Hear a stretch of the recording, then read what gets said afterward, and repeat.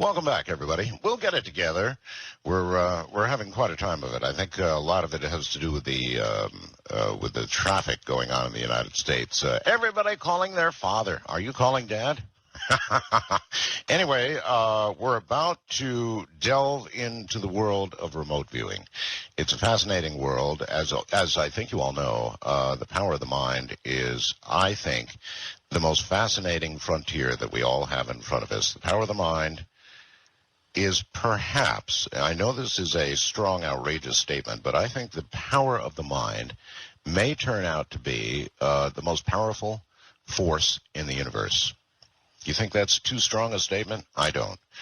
Russell Targ is a physicist and an author who was a pioneer in the development of the laser. That's right, the laser, and co-founder of the previously secret Stanford Research Institute's investigation into psychic abilities in the 1970s and 1980s. He did graduate work in physics at Columbia University, and he is co-author of 7 books dealing with the scientific investigation of psychic abilities and transformation of consciousness. Most recently, The End of Suffering. That's his new book, and that also is a very optimistic book title, I'd say, The End of Suffering, A Guide to Fearless Living. Targ retired from Lockheed Martin Missiles and Space Company as a senior staff scientist. So this is quite a switch for him, where he developed airborne laser systems. Good Lord. He now pursues ESP research in Palo Alto. That's really quite a change, isn't it? Palo Alto, California, and publishes special editions of classic books in psychic research. So I guess I would say welcome to my guest, Russell Targ. Russell, welcome to the program. Good evening. I'm very happy to be with you, and happy birthday.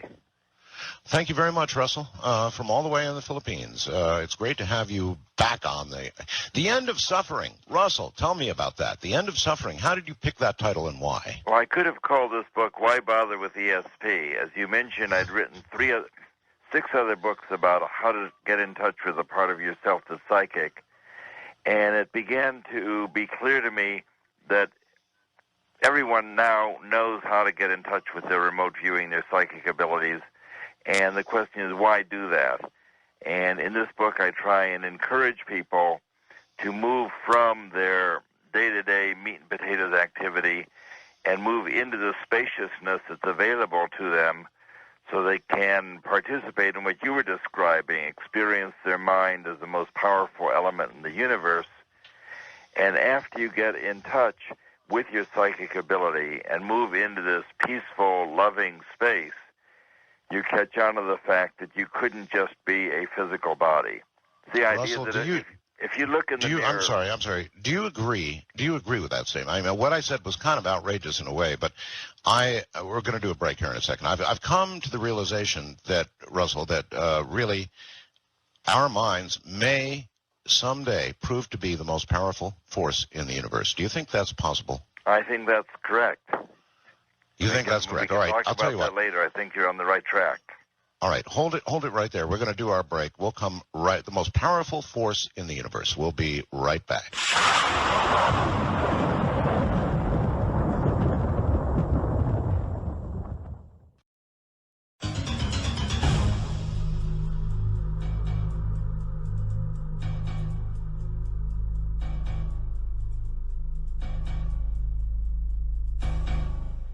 Once again, Russell Targ. Russell, welcome back. I just sort of wanted to establish that in the beginning, whether you really thought that it's possible that our minds may turn out to be the most powerful force in the universe. That's something to think about. Russell? Allow us to move into time when we quiet our minds. Uh-huh. So, for example, the thing that most excites me at the moment is that we've been able to organize a conference on retrocausality, how the future affects the past, or how you're able to know the future. And this is going to be sponsored by the American Association for the Advancement of Science at San Diego University next week. So there'll be scientists, mainly physicists from all over the world, investigating how you're able to move your consciousness into the future. And I think that it'll show a lot of light on the extent to which we don't understand time at all. But I right, so you're convinced then that we can move our consciousness into the future. I am absolutely convinced. We have a lot of data from our work with the government where we were asked to forecast what the Russians or what the Chinese would do a few days in the future. And I'm familiar with it from my own work where we're forecasting changes in the silver commodity market, and we did that quite successfully, as a number of people are doing right now.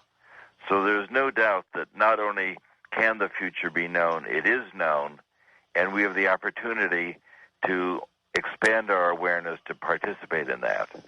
Are there any paradox problems with regard to the future? I know a lot of people talk about paradoxes with respect to travel into the past or time travel into the past.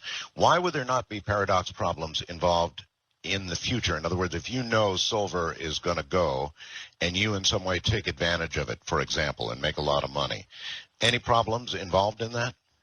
Well, there's no problem in the silver market. We were able to do that. In fact, we were so successful, Nova made a film about us called The Case of ESP. And then a few years ago, I was able to repeat our silver forecasting where we're successful 11 out of 12 times forecasting the direction of future of the market. So there's no doubt that a person who has learned remote viewing can quiet his mind and forecast the future. The paradoxes come from the fact that you might have a precognitive dream, and something occurs in the dream that frightens you or that you don't want to experience, and it appears that you don't have to experience that. It's as though you're able to move off the timeline, move off of our ordinary experience of space-time, make use of that information, and move on to another plane. For example, when we were working for the CIA, we had a contract monitor who was very familiar with our work. And one day he was in Detroit with a buddy doing his ordinary CIA business, and we're in California, of course. And in the course of his stay there, he had a very frightening dream of it being in an airplane crash, a terrible fiery crash. And this, of course, is a guy who has flown thousands of times. There's no fear of flying. But this was so realistic that he decided to change his plans. But rather than seem like a coward, he just told his buddy, I have something else to do for a day in Detroit. He drove his friend to the airport, put him on the plane, and got to see the crash as he drove away.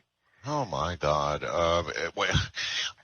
So he was able to make use of his psychic information of seeing the airplane. Yeah, he saved his own life, but what about his friend? I mean, if it was that strong, why did he put his friend on the airplane? Well, nobody wants to be teased for being psychic, and certainly not a CIA agent. So this would be a case where he had the dream about the airplane crash, and I would say that the opportunity to see the crash fulfilled his dream entirely. It didn't fulfill his dream about being in the crash, but from my experience, I would say that when people have a dream like that, they will often dramatize it by putting themselves in it. So okay. the paradox. All right, but really, Russell, doesn't that imply that you can change the future? In other words, if you know the future and you were in that airplane and in fact it did crash but did not crash with you, then you've altered the future. That's what it appears. It looks as though you're forecasting the probable future rather than the actual future. And I've done experiments of that type where what it appears is a complicated experiment where people were asked to forecast what they're going to be shown the next day. And there were some targets that were very, very probable and others that were less probable. And the existence of the probable target did not interfere with them seeing the one they were actually shown. So we're very, very confident. We don't understand, of course, how your awareness is able to move into the future. That I don't claim to have a proven theory of precognition, although I have good intuitions about how it works. But I have no doubt at all that we can know the future. There's huge evidence for that. I take it, Russell, that moving into the past is equally, you can do it with equal ease, moving into the future, the past, or the present. Does it matter? Well, the psychic archaeologists move into the past. Stephen Schwartz has written a couple of books on psychic archaeology, like The Secret Vaults of Time, where he describes how he and others were able to go to a desert site and with a psychic, Hella Hammond or George McMillan, describe what was going on at a buried temple, what they were doing there, and then unearth the things and dig in a place where no one knew what was happening. So you can use your remote viewing to find hidden things and also use your awareness to freely move back and forth in time. And the evidence for this is really overwhelming, and this is why we call psychic abilities or remote viewing a non-local ability. So we've become very coherent with modern physics with the idea that it's no harder to look into the far distance than it is to look across the street. And similarly, we are confident that it's no harder to describe what's going to be on tomorrow's newspaper than it is to describe the object I've got on my desk. So our awareness moves in space-time.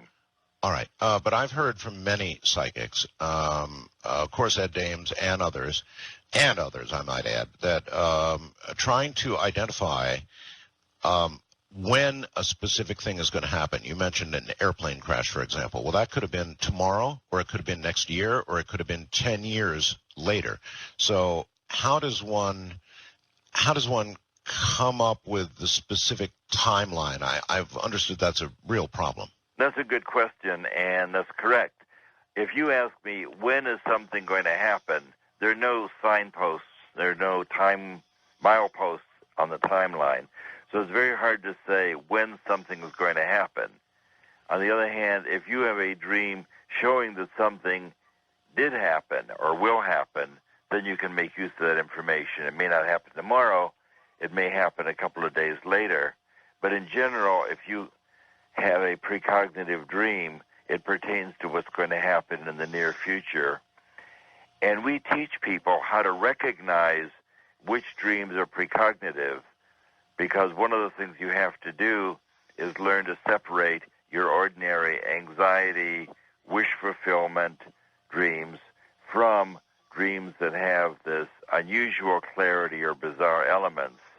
All right. Well, that in itself is a really good question, Russell. How do you do that? I've had a couple of very immediate precognitive experiences, one in particular, but I've also had a lot of dreams, and I have no way of knowing whether they're immediately precognitive or whether they're just random firings of neurons in sleep. I have no way of knowing. How do you do that? Well, if a dream pertains to something you're worried about anyway, for example, if you're a student and you're worried about failing an examination that you haven't studied for, we would not consider that a precognitive dream. But if you have a dream about an elephant walking across your front lawn, and there are no elephants, let's say you're in suburban Kansas, and you have this dream about an elephant crossing your front lawn, and it's very vivid.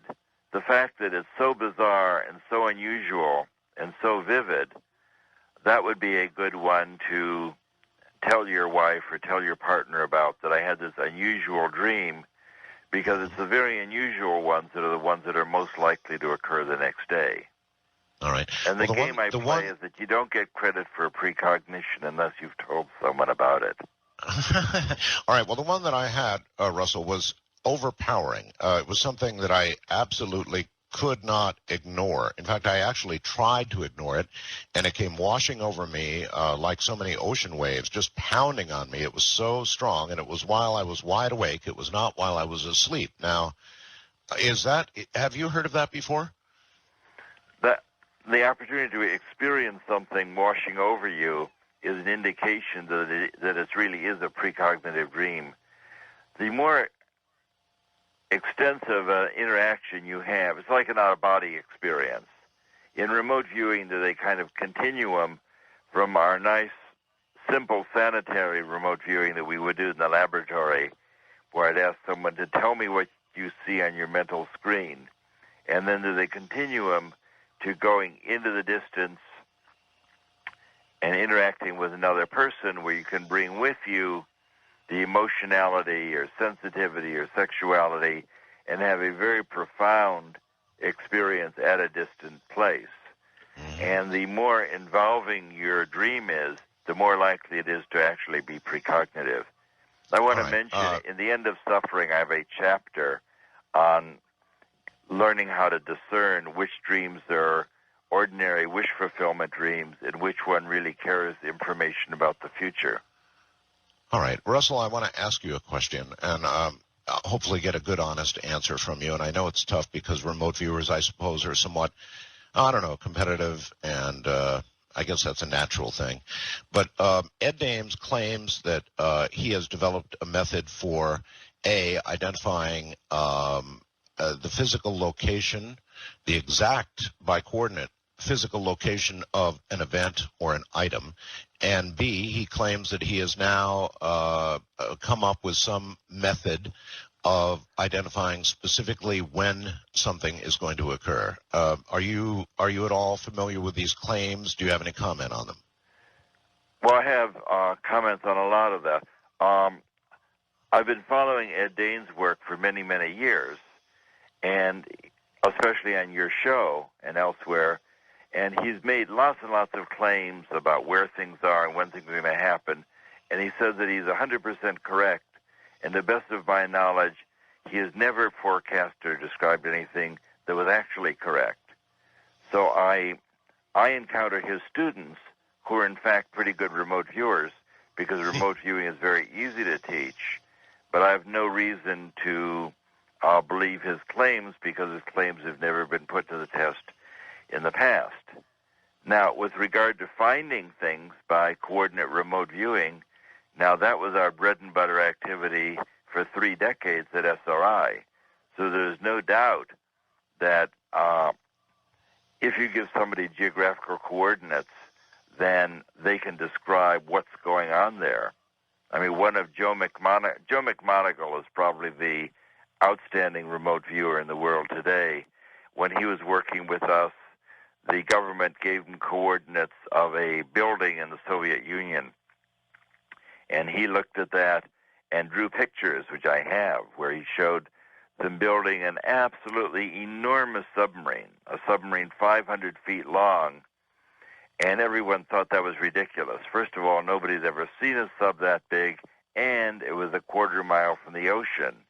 Right. But that turned out to be a 1 year in advance U.S. information brought psychically about the Typhoon-class submarine. And that's one of the great accomplishments of our program and one of the great things that Joe Mc Moneagle did. All he had to work with is the geographical coordinates, and he was able to identify the building, draw the building, and then draw this stupendously large, this sub 3 times bigger than anything that was ever seen, and there it was the year later showing up on satellite photography. Wow. Is there any impediment to remote viewing at all? In other words, if you were to take somebody and put them in a solid lead room, something shielded entirely from what we understand to be the nature of electromagnetic waves, would it stop? Could you bar it? Could you stop it? What I'm looking for is a source of energy. What is the source of the energy? There's got to be some kind of transmission, right? Well, the easy part of that question is that people love working in electromagnetic shielding. We did all of our work at SRI in a electromagnetic shielded room because people did better and liked being in the room because it shields out the electromagnetic noise from the terrestrial noise and the solar noise. And the reason that they could do that is because there's really no separation in consciousness. Though I think that it is not energetic, I think you can see the distance because there's really no separation. All right, Russell, we're at a break point here, so I'll tell you what, buddy. Hold on for a moment. We'll be right back. Remote viewing is what we're talking about. Russell Targ is my guest. Stay right where you are. once again from Manila in the Philippines. Actually, good afternoon, everybody. I know it's the great night across all of America, really. God, it's a weird feeling. It's about 2:36 or so in the afternoon here, and my guest is a fascinating man whose name is Russell Targ. We're talking about remote viewing, the power of the mind, and I am convinced the power of the mind is the next frontier. More in a moment.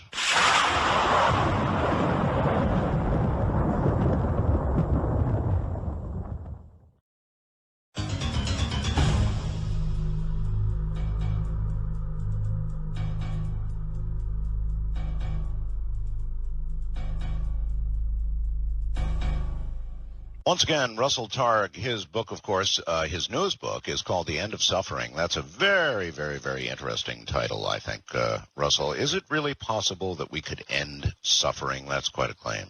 It certainly is, and you had a good question at the top of the hour. Why did I happen to write this book? And after I left SRI and the ESP program, I went back to my roots, which was laser work at Lockheed. And as a reasonably young engineer, I was very alarmed to see that people were dying very shortly after retiring from Lockheed. And each week I would get the Lockheed newspaper and observe many, many men who had retired at 65 would then die within the next 2 years, 67, 68 years old, which wasn't that far away from me. So I got 100 of the newspapers and quickly calculated that people were dying prematurely at odds better than 100 to 1. That is, a 65-year-old man who retired from Lockheed after years of service would be expected to live until 80 because he had avoided being shot by his friends in a hunting accident. He's not going to crash his motorcycle. He's not going to die in a war. He should have another 15 years of life ahead of him. And I was very concerned that these people were dying enormously prematurely. And I learned the same thing was happening at Boeing. In fact, Boeing and Lockheed and other aerospace companies had such a premature death rate that they were thinking about underfunding their pension plans because no one was living to collect them. So and one of my good friends died within a week of retiring. He said he wanted to smell the flowers, retired at 65 and was dead the following week. And what became clear to me is that people, Army officers and long-term engineers, love their company and are very proud to have a business card that says Lockheed Engineer. And then you get to be 65 and they tear up your card, send you home to annoy your wife where there's nothing in your in-basket, and suddenly you're nothing. So the suffering and the premature death comes from the fact that you spend your life defending the story of who you think you are, and then that's suddenly taken away and you're nothing. Well, that makes all the sense in the world to me. In addition, Russell, you might extend that because I know it's true that frequently when, and believe me, I worried about this, when my wife passed away, I began sort of a downward spiral, a very, very fast downward spiral, Russell, and I have a feeling that if I'd kept going in that direction, I probably wouldn't be here right now. In fact, it's a very strong feeling, and I wonder if it's a similar kind of thing.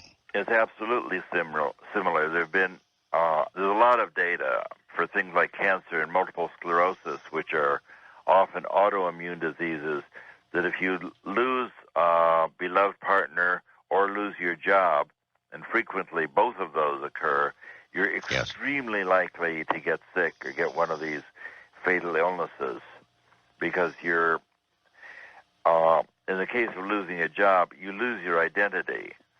So one of the things that I really emphasize in The End of Suffering is to discover who you are as separate from what you do. Now, is this something may I you can invite do? people to look at my website where I have a lot of the data on this and remote viewing data. So my website is espresearch.com.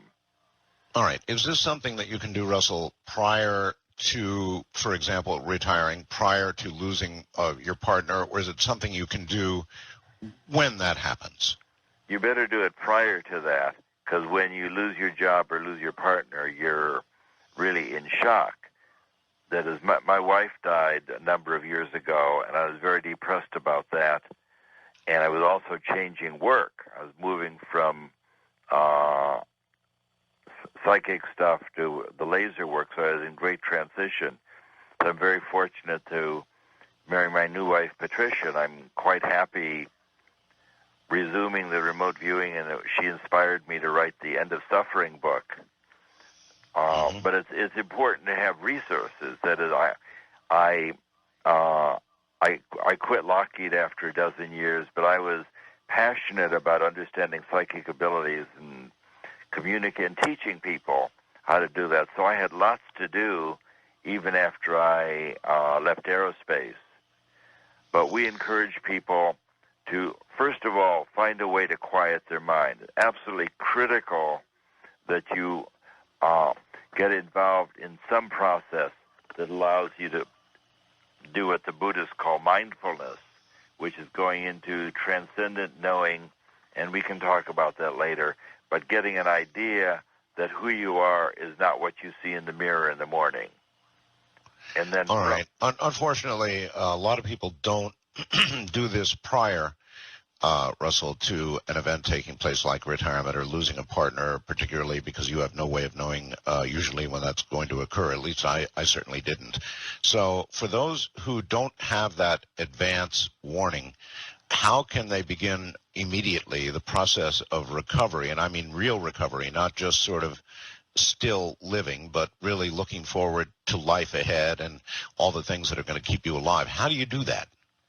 Well, the first step is mindfulness, finding a way to quiet your mind, stop the chatter, and moving into this spacious place where you give up living a life that's ego-centered, self-centered, and self-pitying, and move into the spaciousness where you feel generous and joyful. And it's critical to catch on to the idea there's more to you than just a physical body. So the idea of getting control of your ongoing chatter is very important. Another idea is to notice that nothing is really happening to you except to the extent that you give it meaning. That as the Buddhists annoyingly say that nothing is happening, and what they mean is that nothing is happening except that you give it meaning and it has meaning for you, is an invitation to move from conditioned awareness, where you're focused on yourself, into a realm where you are spacious and helpful to other people. So it gives meaning to your... Let me ask this, if I might.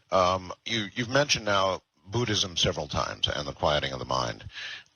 Is there anything within Buddhism itself, Russell, that that you identify with or you think is more correct than, for example, Christianity, or is it simply the discipline of the mind that the Buddhist practice that you feel is useful in everything we're talking about right now? People will differ on this. My opinion, as Karen Armstrong describes Buddhism as a religion, and she's a great expert in religions, of course, I disagree. I think that Buddhism is a way of understanding who you are, and it does not require you to believe anything at all. The teaching in Buddhism is like a discipline, like a laboratory experiment. I can tell you to do this and become part of a spiritual support group and live your life in a way that you're not cut off for people, but have spiritual support and move into the spaciousness.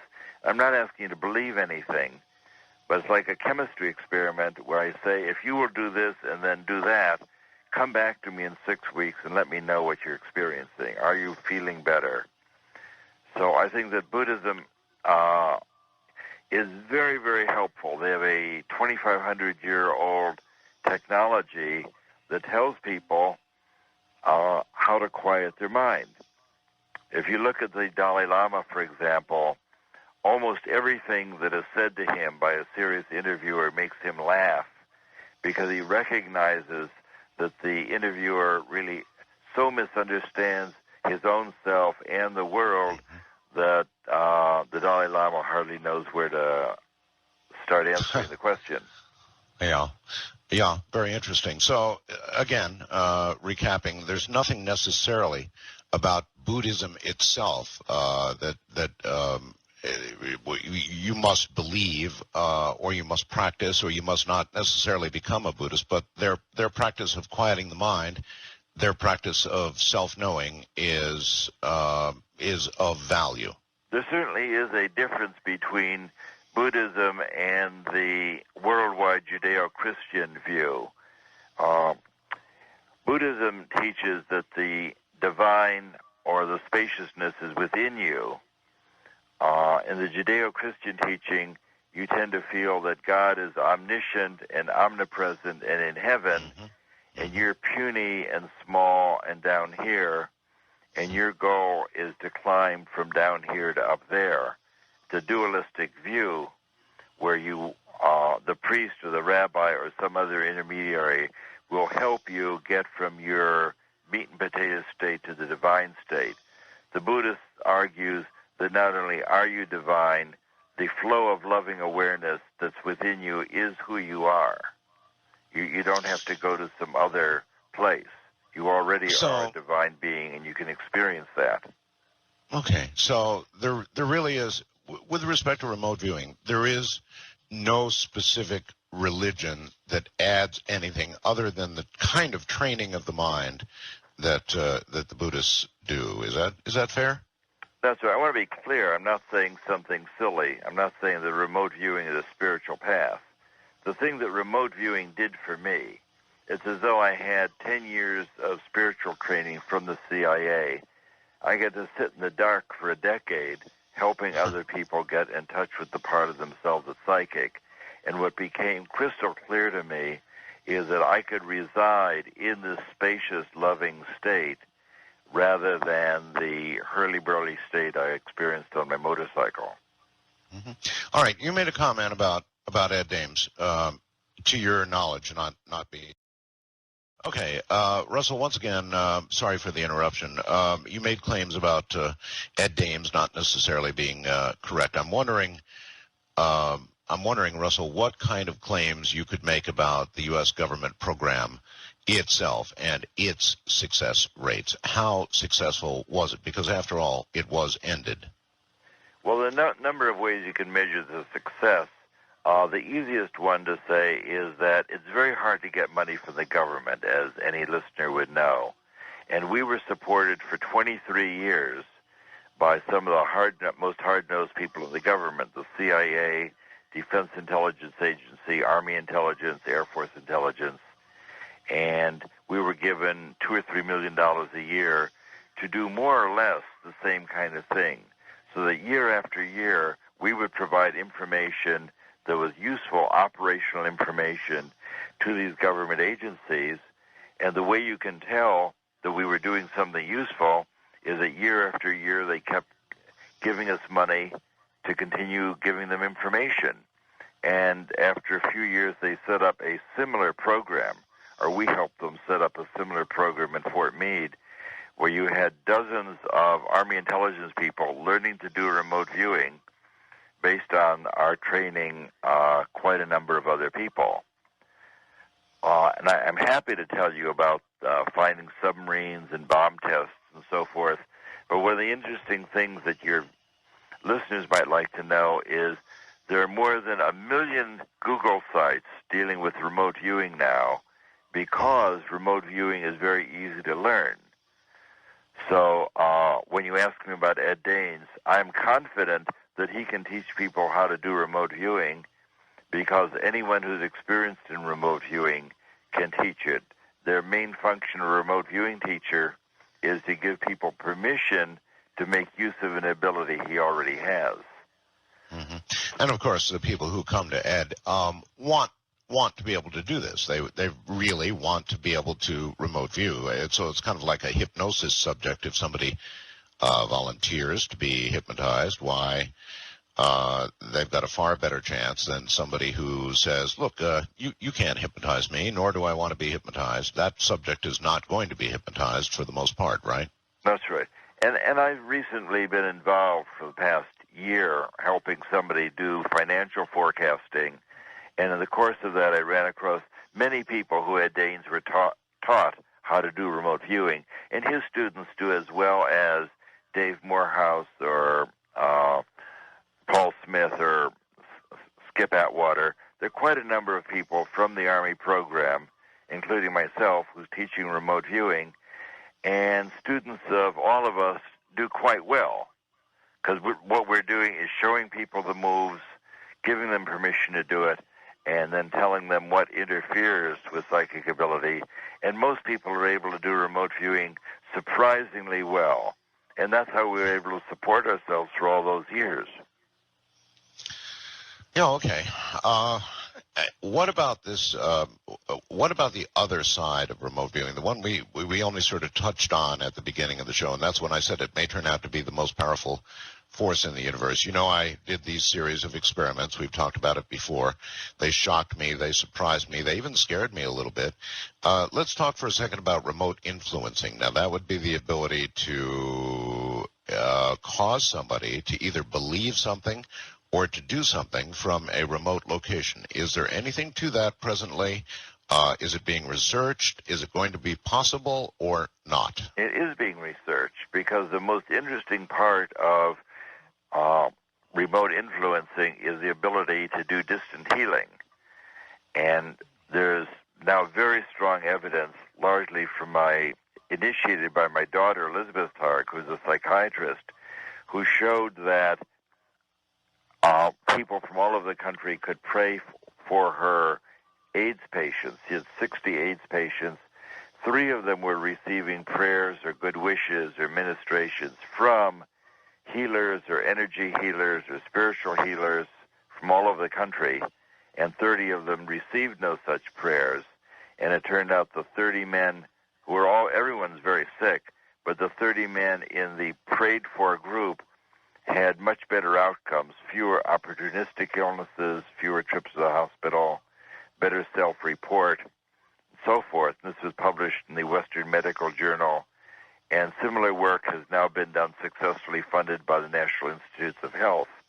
All right, but there is also similar work going on, is there not, with regard to simple prayer? In other words, people praying as they would normally pray in church for people who have an illness in the hospital, that sort of thing, with very similar and positive results, correct? Yes, they are.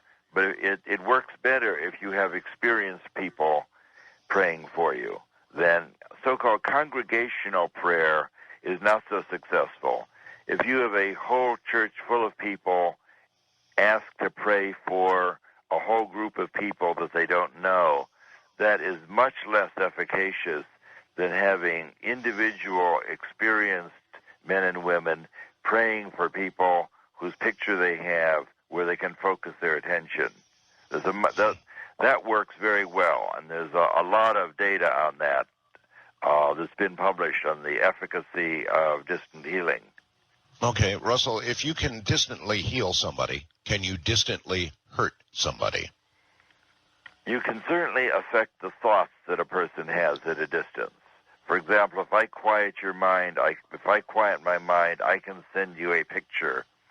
So if I can send you a picture that would frighten you, you might be frightened. If I can send you a picture that makes you happy and feel loving, I can do that as well.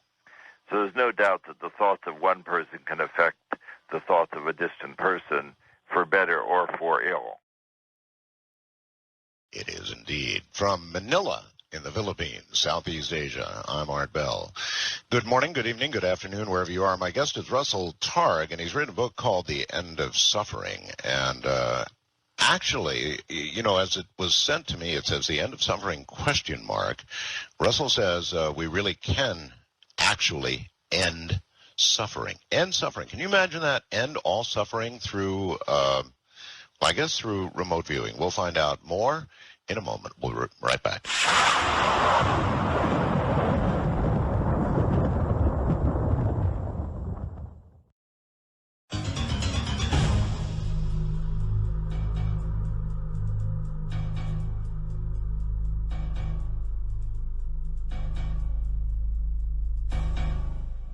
Once again, I'm Art Bell from Manila in the Philippines, Southeast Asia. My guest is Russell Targ, and we're talking about the end of suffering. There is a question mark there, and I'm particularly interested in this. Now, I've interviewed, Russell, a lot of scientists. I've interviewed a lot of physicists, a lot of high-powered folks, and it's been my general, doctors, people like that, it's been my general impression, Russell, that when I ask them and really press them up against the wall about whether or not they believe in God, they don't.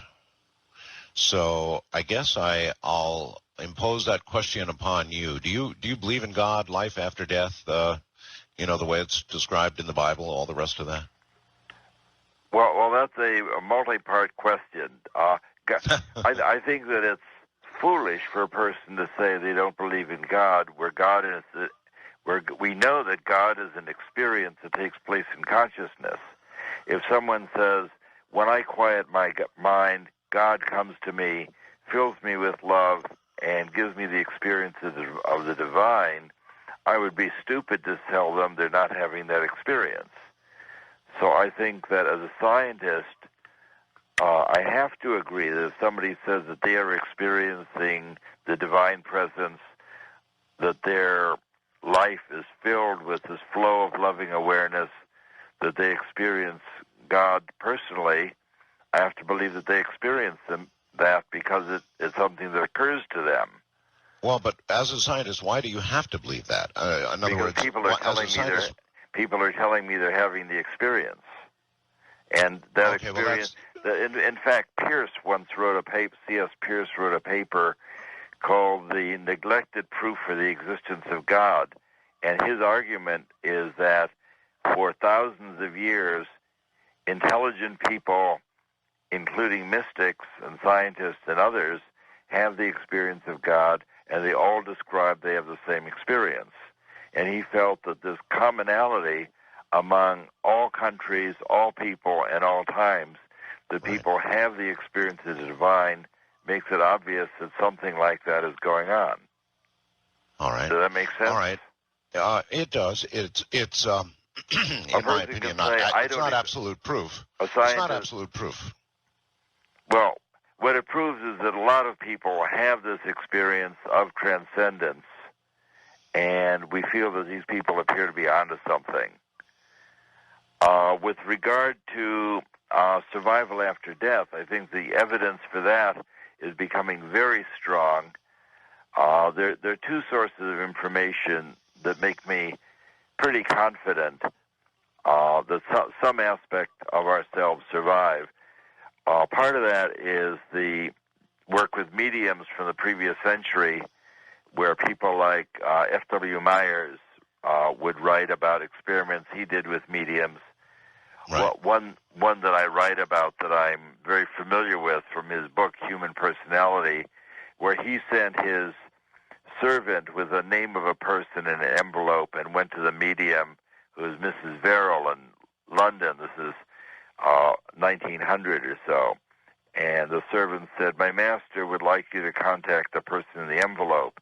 And she said, "Oh, yes, I see him. He tells me to remind Myers of dinner they had in Paris and the view, and he remembers that Myers was very fond of a walking stick that that the guy had, that had a knife blade concealed in it.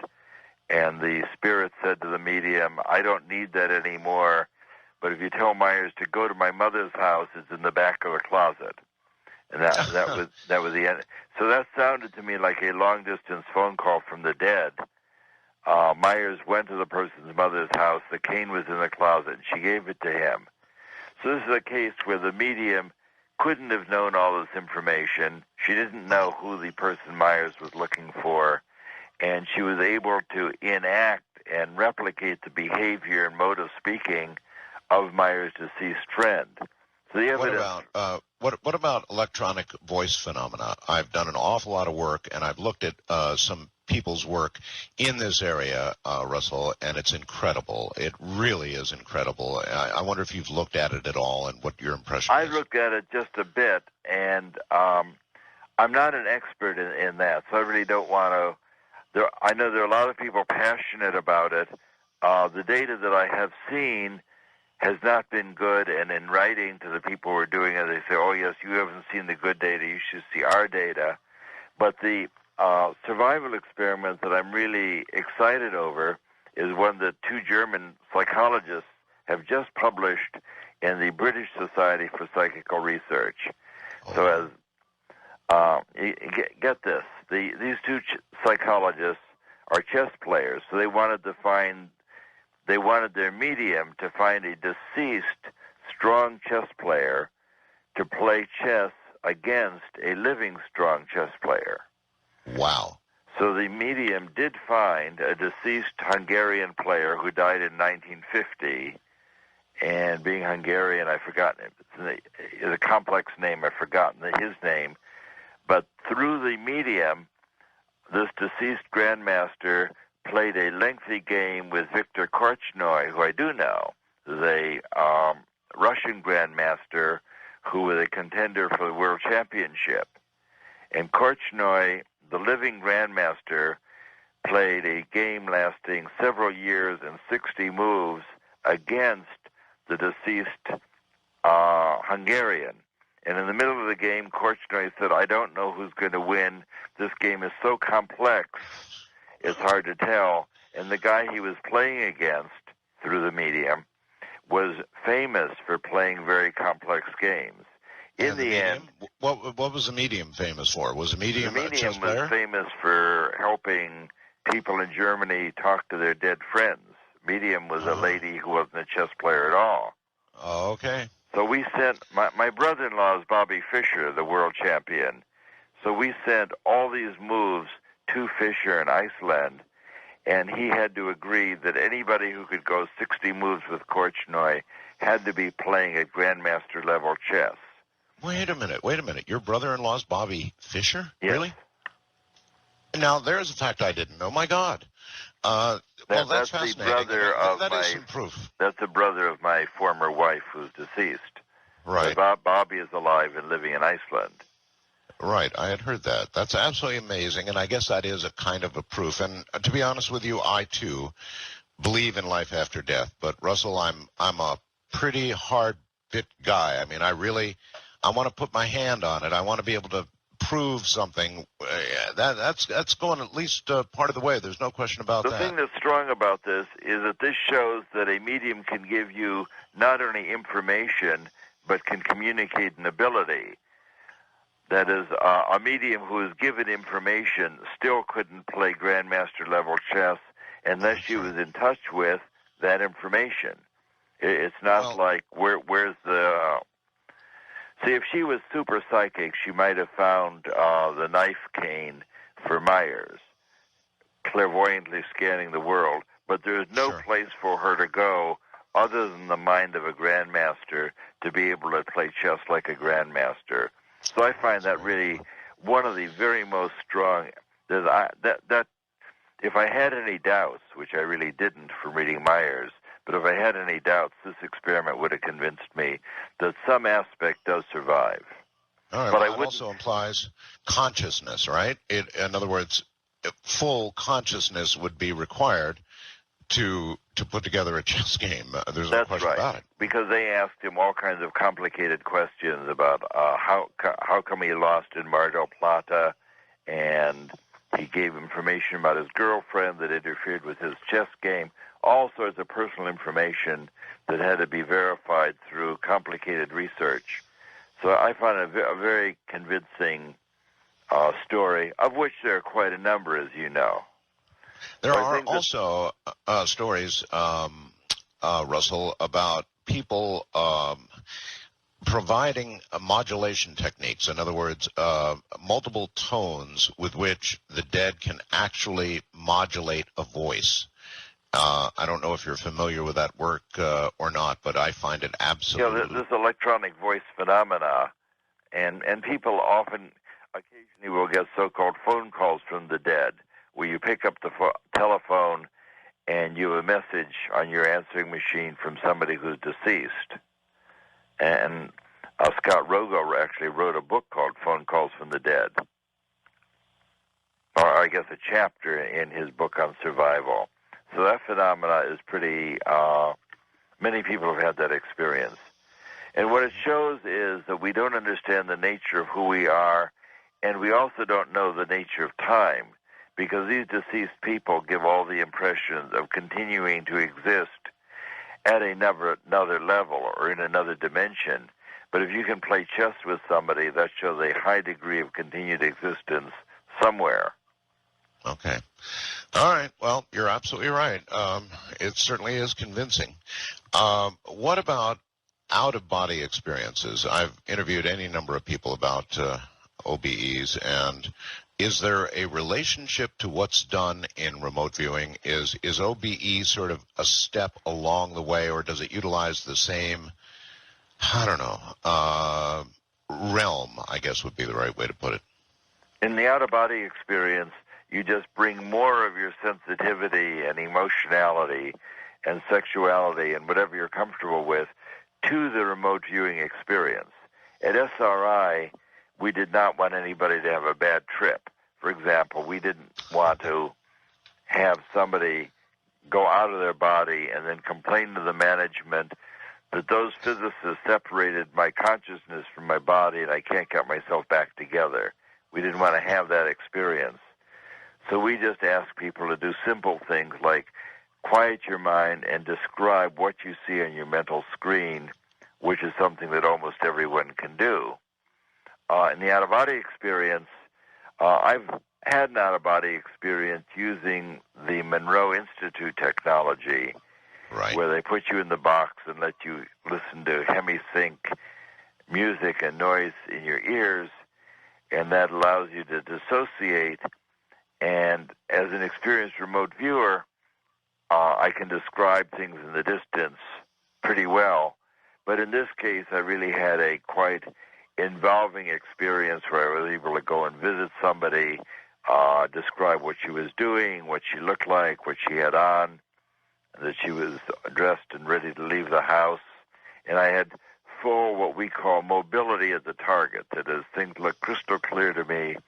I was able to move around and then confirm what I saw was seen genuinely. So an out-of-body experience is like a more involved is like a more personally involving remote viewing experience. Right, but the question was, is it in the same realm? In other words, are you using the same? You know, it's this thing when you try to talk about it, you almost fail. Words fail you. But yes, it's along the same continuum. If I'm interviewing, we once did an experiment where I was interviewing Hella Hamid, a great remote viewer and dear friend of mine, and our task was to describe the Kremlin office of Brezhnev. And we spent a couple hours doing that one afternoon. And I'm functioning as a psychic travel agent where I'm more or less conscious, operating a tape recorder and guiding her what to do. And her job is to just describe her mental pictures. And we would, all we were told is visit his Kremlin office. And we went into the office, and she described the office door, which is leather covered with carpet tacks holding the leather in place. And we went inside, described his desk, and then went down a secret passage into a lower floor. And she said it was dark, and I said, well, I'll turn on the lights and make it light. So we basically had a promenade through the Kremlin, through Brezhnev's office. The bottom line is I left SRI a few years later and got to see his office, and she exactly described it correctly. And we just had a mental trip. I would say, do this, and she would describe it. And then I would say, do that, and then she would describe that. So it's as though we traveled together through space and time to do this task. And it's as though we shared that experience, and we're in every way there, feeling the door, looking at the studs, walking inside, going downstairs. So what started as a ordinary remote viewing, close your eyes, tell me what you see, was really evolved into a very personally engaging experience And in workshops, I show people how to do that. I just lead them along that continuum.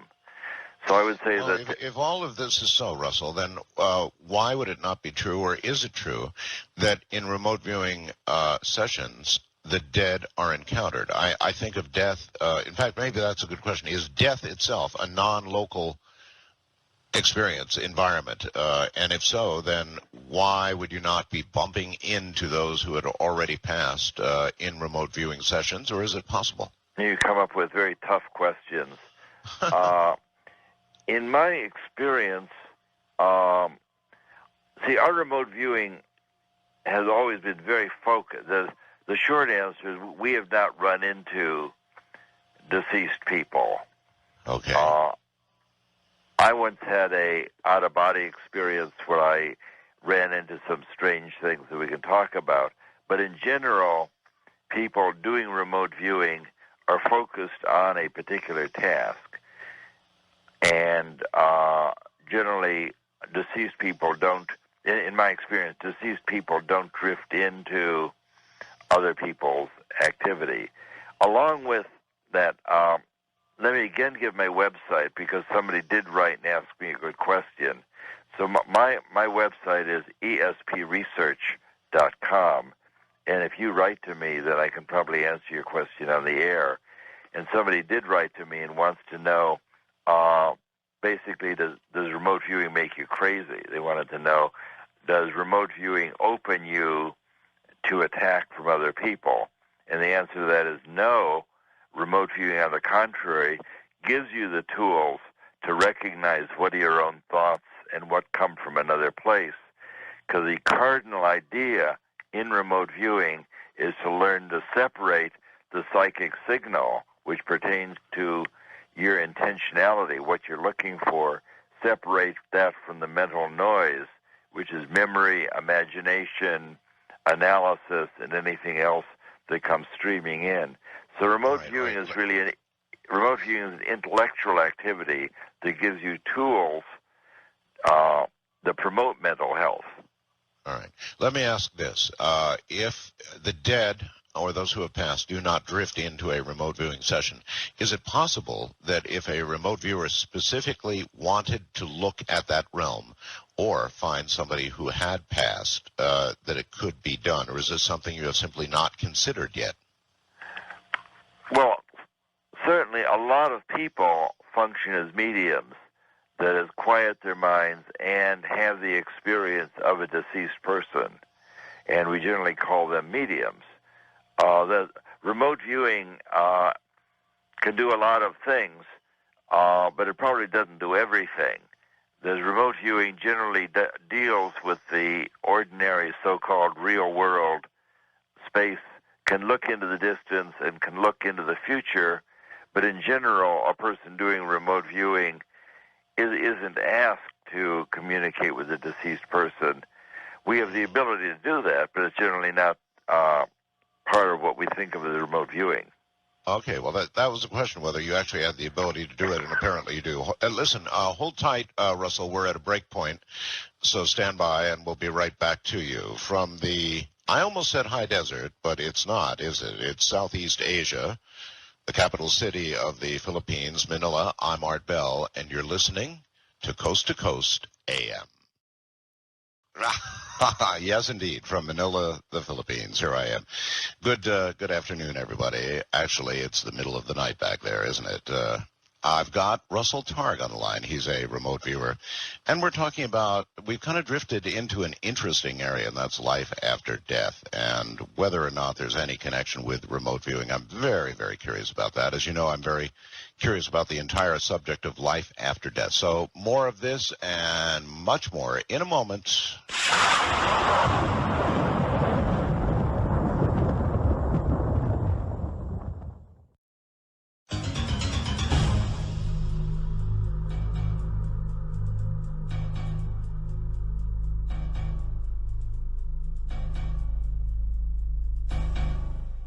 All right. Back again from Manila, the Philippines. Everybody bear with us a little bit on the technical side of things here. We're trying to get things straightened out using different phone companies and doing some experiments. So bear with it. It's a little rough. There's no question about it. Russell Targ is my guest, and he's written a book, a brand new book called The End of Suffering. I hope that it's true. I've certainly been through it myself, and I can tell you that everything he said at the onset of the program about people retiring and then passing away quite quickly or passing away after losing a partner, all of that is absolutely dead on true. Russell, welcome back to the program. Thank you very much. And what's really true is that the part that remote viewing plays in this is it lets you know who you were, who you are, that you're not just a physical body. Because some of our favorite people never learned that. We, for example, Marilyn Monroe, who everyone loved, and Elvis Presley, the King, Jimi Hendrix, Jim Morrison of the Doors, Janis Joplin, the great blues singer, all had great success, multiple platinum records. Marilyn Monroe just had a new contract with Fox, and then they all killed themselves or died from an overdose, which they took to relieve the pain. So you wonder, how could these people who had the elements that Aristotle talked about, they had happiness, fame, wealth, health, beauty, and then they killed themselves. And my answer is that these people had very little idea who they were. It's as though their identity or their self was sucked out of their body by their fans. So they tried to appeal to their fans. Yeah, I noticed, Arthur Miller wrote about Marilyn and said what was lethal for her is that there was no separation between the woman and the girl she played in the movie. Right. Okay. I notice in here that you said the Beatles somehow escaped the same kind of fate. What is it they did? And there are other examples. What is it they did that let them get away with it? Well, the people who died, in my opinion, had no idea of who they were. They were just sort of subordinate. They were confused by the media, the pink Cadillacs, the ringing telephones. What the Beatles had is that by and large, they all had loving partners, and where the people who died were abusing amphetamines and alcohol, which cause you to implode. You get sucked into yourself and basically go crazy and lose track of who you are. The drug the Beatles were using was principally LSD, which gives you an outward feeling, a feeling of spaciousness, a feeling of the divine, and they all had loving partners as well. So I'm not suggesting that LSD is a way to find who you are. The Beatles were also very involved in the quest for peace at that time and against the war. So they had a focus on peacefulness and spaciousness and the divine. They were thinking about things other than their own celebrity. These young people, Jimi Hendrix, Jim Morrison, for example, accidentally killed himself the day that he had a contract for a new record company. He came home at 4 a.m, downed 7 phenobarbital in a glass of scotch, which is a recipe for killing yourself. Sure. So these famous people were in so much pain that they had no social support. They had no concept of who they were. They felt that who they were is what it appeared on their record album. And the extent to which, I want to avoid sounding silly. I'm not saying remote viewing is a spiritual path, but when you learn to have the experience of spaciousness from remote viewing, then you catch on to the idea that you couldn't possibly be just a physical body. Now, although remote viewing will let you find your car keys and find a parking place and even make money in the stock market, the most important thing you can do with remote viewing is discover who you are. And that's what the end of suffering is about, is to discover who you are and that you're not just a business card. All right. Well, there's nothing wrong with finding your car keys or making money in the stock market. But as you point out, discovering who you are is a very important path indeed. And how does it differ from the traditional route. I mean, most people who go into remote viewing, frankly, probably do want to make money in the stock market or have the ability to find the car keys or something else. So how does it differ? How does the path differ in your book, The End of Suffering? People who get very good at remote viewing no longer want to use their ability to make money in the market. The last big project I was involved in, we were forecasting silver commodity futures. And I was working with a spiritual healer, Jane Catra, who's now in Durham. We wrote a book called Miracles of Mind, and our publisher said, well, if you're teaching people to do remote viewing, can't you do it? So we did a formal series where we were correct 11 out of 12 times, and then we had a lot of social pressure to go and do it more and make more money, and neither of us felt like that's what we wanted to do with our attention. All right. A lot of people in the audience, sorry to interrupt, Russell, a lot of people in the audience heard what you said about Ed Dames, and so they would ask about your own documentation of hits. In other words, how have you documented your successes, and for that matter, what success rate do you claim? Well, we published that. We published a paper about our experiment. In general, when I die, I'm not going to have a lot of archives. I've basically published everything I know, and we published this experiment and how to do it. A number of people are following what we described, and we published how to use ESP for market timing, and we published that in the Journal of Scientific Exploration. With two people. Yeah, but I mean, with specific numbers, what's kind of success rate? Let's say that you're going after the market, or you're going after finding car keys, or something that you can really lay your hands on and say, okay, here's what he did. He found these car keys. He successfully forecasted silver to do the following. Is there some way that you've documented this? Is there something people can put their hands on and say, okay, here you go? Well, we did silver forecasting in the 80s with a very experienced remote viewer, and we made 9 forecasts over a period of 9 weeks and got them all correct. When our investor wanted to do it twice as frequently, we were not successful. Then a few years ago, when we did it under good conditions, we were 11 out of 12.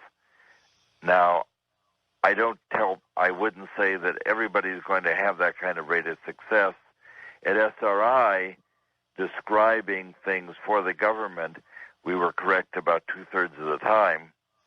In describing Joe Mc Moneagle, who's probably the strongest remote viewer we have in America, is correct about 2/3 of the time, doing really hard things, like finding where somebody is hidden, or describing what the Chinese are doing at a bomb test, or looking for a general.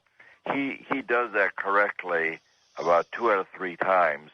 The third time, when he's wrong, he does not know that that's a wrong trial.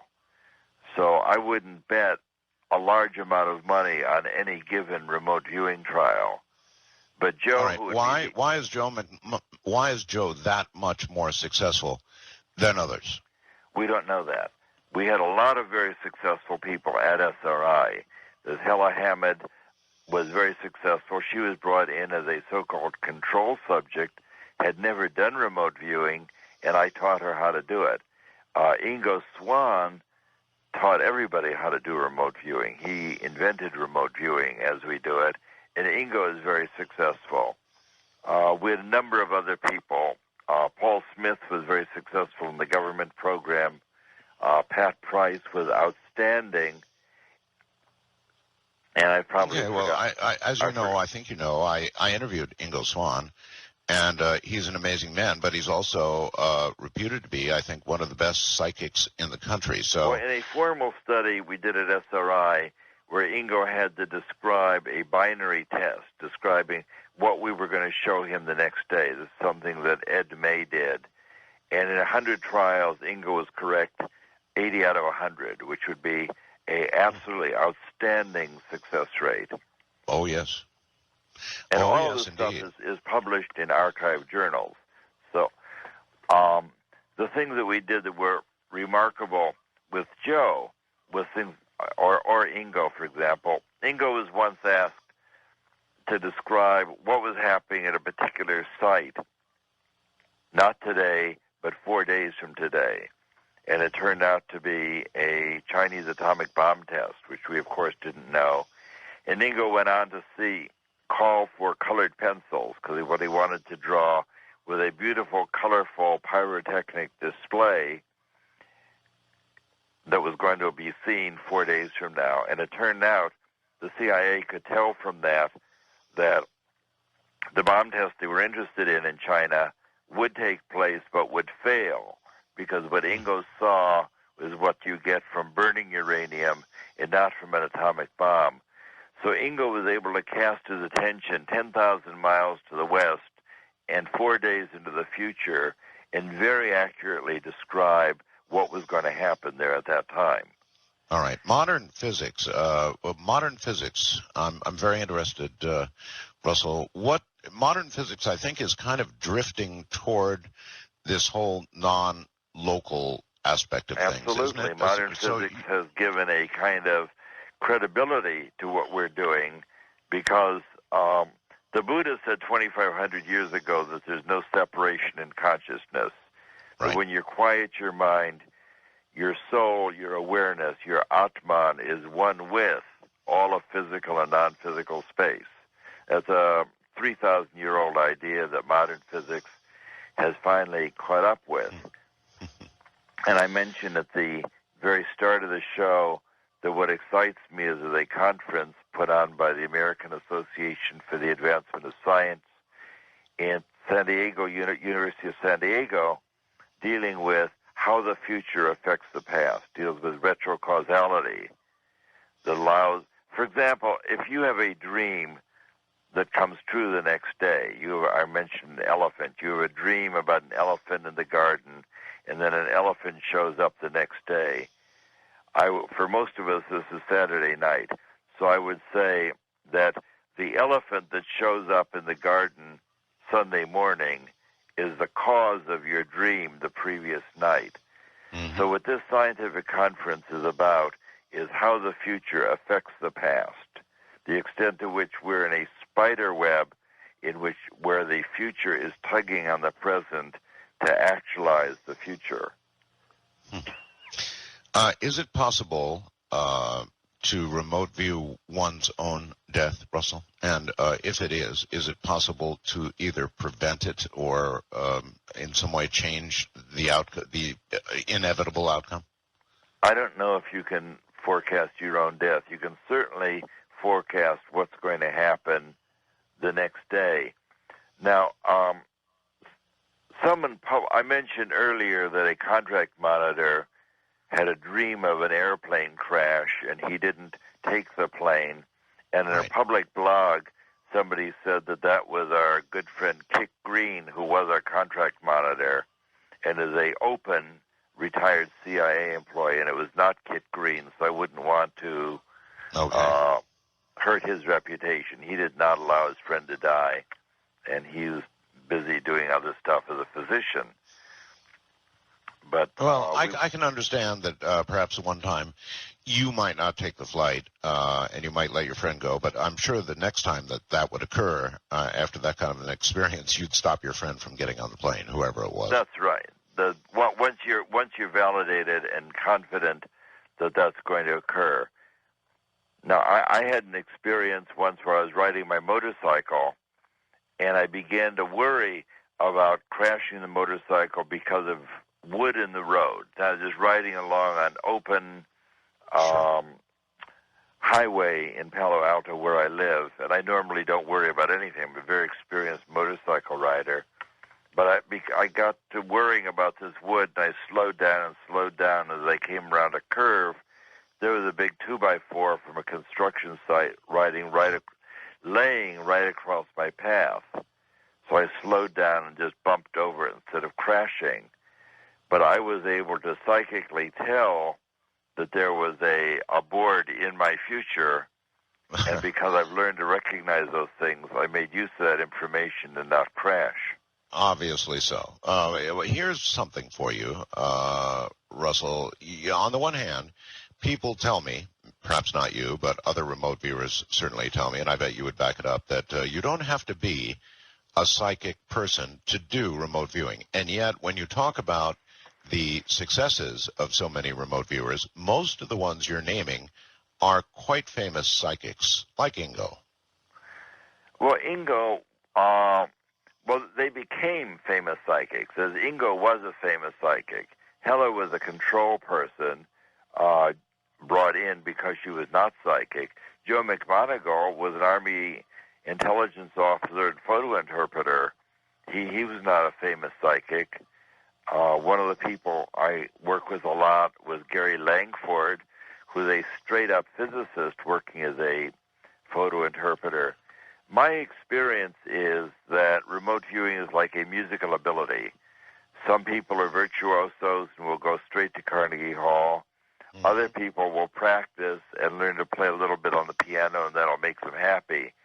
Most people can learn to do remote viewing.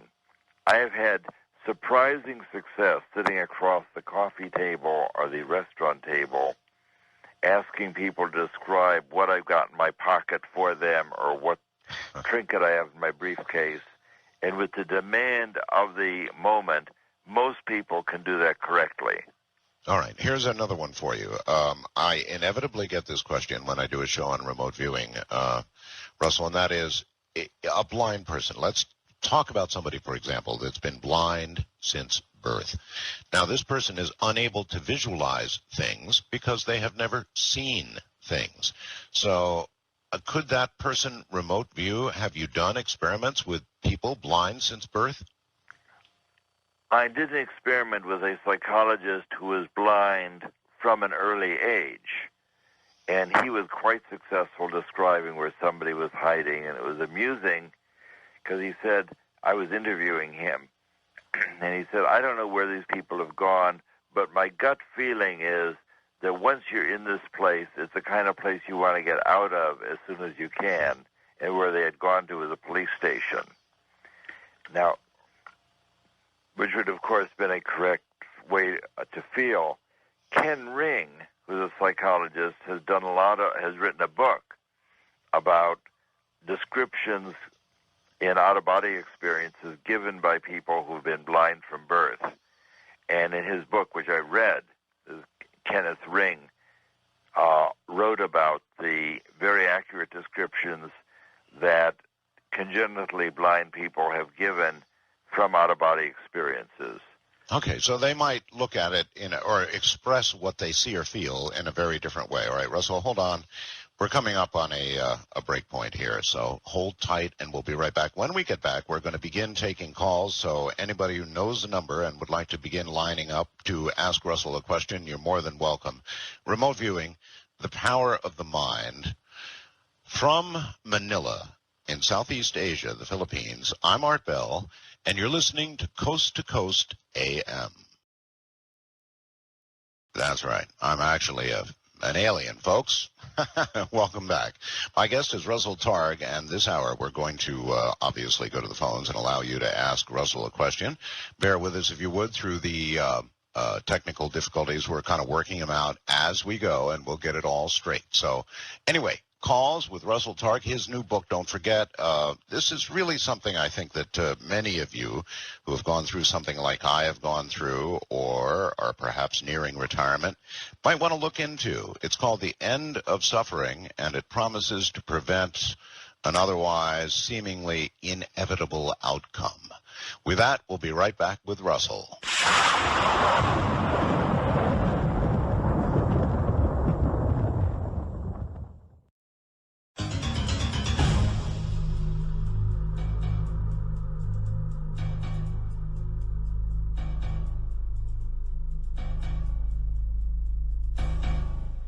Once again, Russell Targ is my guest, and we're talking about remote viewing, some of the, more esoteric aspects of remote viewing, I guess. Marcia from Aptos, California says, hey, Art, great to hear you on the airwaves. I'd like to ask Russell a specific description of how to begin to focus our minds. In his opinion, what is the most efficient and effective method?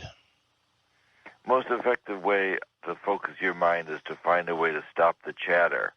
And John Kabat-Zinn teaches insight meditation. He has a lot of books and tapes. It's basically quieting your mind and focusing on your breathing, which has been taught for millennia. It's principally the intention to sit down and stop the chatter and quiet your mind that begins to give you glimpses of who you actually are.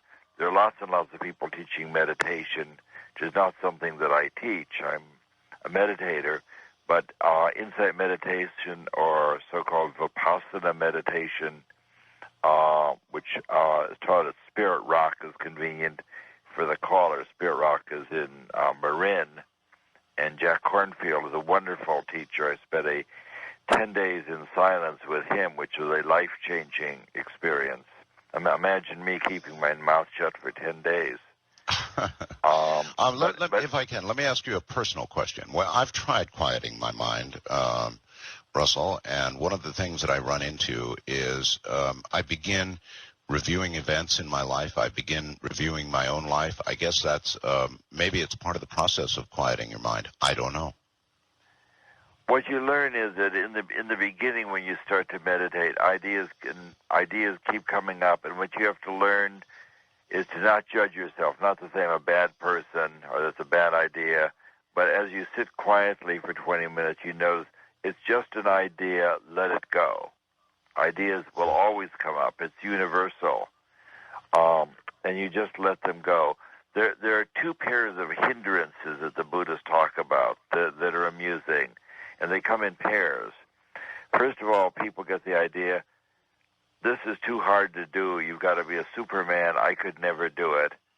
And the other hindrance that goes with that is these people are stupid. This doesn't make any sense. The other pair says, I can't get quiet, and that's matched with, I always go to sleep. So there are lots of familiar problems. Just don't have any big expectation for what's going to happen, and gradually the time between these images bubbling up will get longer and longer. All right, so the object then is to actually get to the point where you're not thinking about a damn thing, where your mind is completely clear. Is that correct? Yes, but ideas will always come up, and you just let them go. You let go of the charge. I mean, even a great meditator who's a lifelong experience, which of course I'm not, will still have ideas and thoughts bubble up, but he'll just let them go. And in the process of quieting your mind, you get glimpses as to who you really are, and separate you from believing that who you are is what it says on your business card, which is the source of that suffering. All right, let's go to the phone lines. So I would invite the caller to go to Spirit Rock to get herself started. Spirit Rock. All right, here we go. I believe this is going to be the wild card line. You are no, you're not on the air yet. Let me try again. Wild card line, still not on the air. Let's see. Let's try it this way. Wild card line. Now you're on the air. Hi there. You're on the air with Russell, Targ, and Art Bell in Manila. Good evening, Mr. Bell. Hi there. Good evening, Mr. Targ. Yes, sir. My father worked at Lockheed for 48 years, and he is the only survivor of his entire group of friends. Well, I'm happy that he survived. Good for him. It's because of where he worked. He was a quality assurance officer, and it was away from the manufacturing. But every one of his friends who I knew well, they all passed away. What were his other interests? His other interests? Yeah. What did he do besides work at Lockheed? He worked 2 jobs and pushed, workaholic. All that whole group of friends of his all worked at this second job as well. And I worked with them as a youth, 14 years old. I am 50 now. That's why I knew all of them. We all carpooled together. I saw them always, 2-3 times a week, weekends.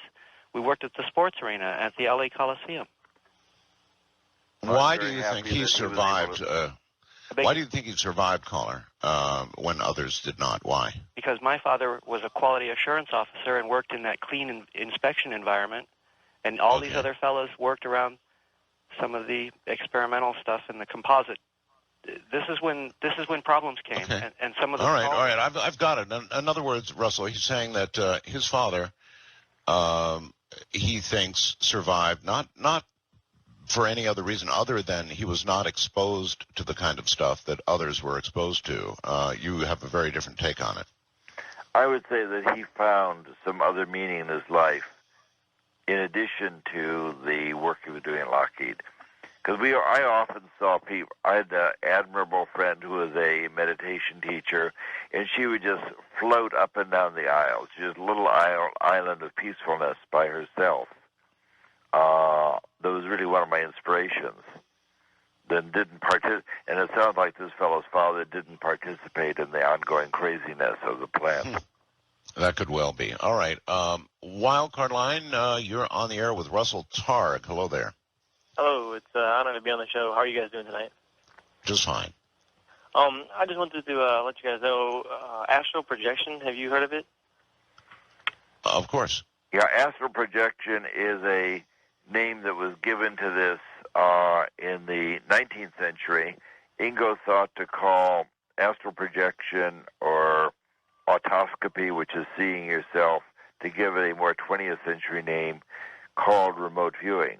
Now, I must say, in astral projection, there's a kind of mix-up between ordinary remote viewing, where you're describing some place and projecting yourself there and actually being there. So astral projection does not separate remote viewing from out-of-body experiences, which we would do today.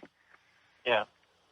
Aleister Crowley talks about astral projection and sex on the astral plane, which people are all often interested in. Needless to say, we didn't do that at SRI either. Yeah, but, it's a very interesting question. I know it's very controversial to bring up on the air, Russell, but let's go ahead and do it anyway. Sex is, for example, very, very involved in astral projection. When I talk to those who are experts in astral projection, they laugh a lot, but they say, yeah, it's a big part of astral projection. What about remote viewing? Well, it's all what your intention is. That is, when you focus your mind, you can use your psychic ability, your healing, your intention for healing or for confusing somebody. You can use it for describing something in the distance or for discovering who you are. You can have an out-of-body experience to visit Brezhnev in the Kremlin or visit your sweetheart on a distant island. McKinley Cantor wrote a book called Don't Touch Me before he got a Pulitzer Prize for Andersonville. In Cantor's book, he writes about his experiences in Korea, where he had psychic sex with his wife in Los Angeles.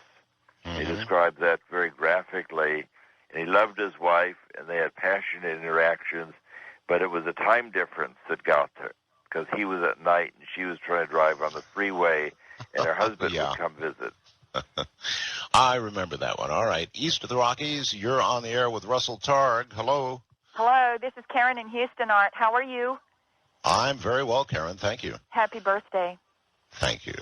Russell, when Skip Atwater came to Houston, he gave like a Friday introduction into, the remote viewing, and then had a workshop on Saturday the next day. Yes. And I participated in the whole thing. Friday when I got there, just before I sat down in my chair for the first time, these folding chairs in this little conference room, I had this funny feeling that kind of came over me. And as I sat down in the chair and I looked down at my feet at the floor, I was putting my purse on the floor, I saw this image on one of the tile squares. Well, that image morphed from one image of the head of a lion to one of a gorilla. And the next day, the very last thing that we did at the end of the workshop, he had a sealed envelope that he brought with him to the whole session and had it with him on the airplane. The airplane coming there and through the whole session. And then at the end, he asked, well, what's in this? Well, that image was in the envelope the next day. It was like an Indonesian, like a hut, and it had like these pylons with these round animal head, sculptures that were on top of these pylons. and I had seen the animal heads, is what I had seen. The gorilla of your dreams. And I don't know that it was in a dream. It's when I sat down, I saw the image. The next day is when it showed up in the envelope. So I was like a day ahead of what was in the envelope. Yeah, people often talk about the girl of their dreams, so I was just joking with you. Yep, you had the opportunity to see the future, and as you get into a remote viewing session, your mind opens up. The good remote viewing teacher will basically give you permission to expand your awareness and have these different experiences. Well, at the end of the whole session, as I was leaving, I was one of the last ones out of the room, and I did have this compulsion to turn around and say to him, "Thank you for giving permission for us to do this." Those were the exact words that I was compelled to say. That's remote. The reason it's so much fun teaching remote viewing is that remote viewing is so easy to do. And that's what led to the fact that there's now more than 1 million remote viewing sites on Amazon. Now, the New York Times doesn't know that remote viewing exists yet, but more and more of the rest of the world is catching on. Right. The feeling that comes over you when you have this settle in on you, and I noticed this from the very first time it happened, it's almost like I kind of liken it to what was in Scripture where Jesus said, "It's not me that does this, but the Father through me." It almost felt like there was someone else right there totally all over you. And that's an they were interesting feeding parallel. the information to you. That's what it feels like. Yeah. You know, very, very similar quote from Scripture of John where Jesus is talking about healing. And people want to know, is he a great healer? And Jesus says in more than one place, these things you shall do, and even greater things shall you do. So we have a God-given permission to make use of these abilities for healing and for other things. It does sound like a parallel, though. West of the Rockies, you're on the air with Russell Targ. Good morning or something. Hello, West of the Rockies. Yes, sir. Yes, you're on the air. Okay. First of all, I just want to say thank you for having a show full of all the information that you always put out there. And I have two quick questions. The first question is, with remote viewing, ESP, and deja vu, is it more, do you guys find out that it's more gender or family-oriented or, males versus females? And that... All right, well, there are Males some and questions females there. are equally psychic. And we don't know if it runs in families. In ESP experiments, there is a better connection generally between members of the same family than between strangers. But there's no preference. There's some very psychic women and very psychic men. That's interesting. I would have guessed that it would be women that would be more psychic, and I don't know why I would have guessed that. But you're right, Art. Women have more permission to be psychic, but I just have to say that the great psychics who are out there, if I was going to name the 5 best psychics, they'd probably all be men, except for Hella Hammond, because they've been exposed to it. Now, I'd like to respond. Somebody wrote to me at my website, which I'll again say is espresearch.com, where you can write to me if you want to chat. And somebody says, is this remote viewing activity like the mind control activities of the 60s done by the CIA? And the answer is definitely not. We were not doing mind control. In fact, learning to do remote viewing gives you control of your own mind so that other people don't control it. So the learning to do remote viewing is a mind-freeing activity rather than a mind-controlling activity. is it possible to know if somebody is remote viewing you, Russell? In other words, if you are being observed?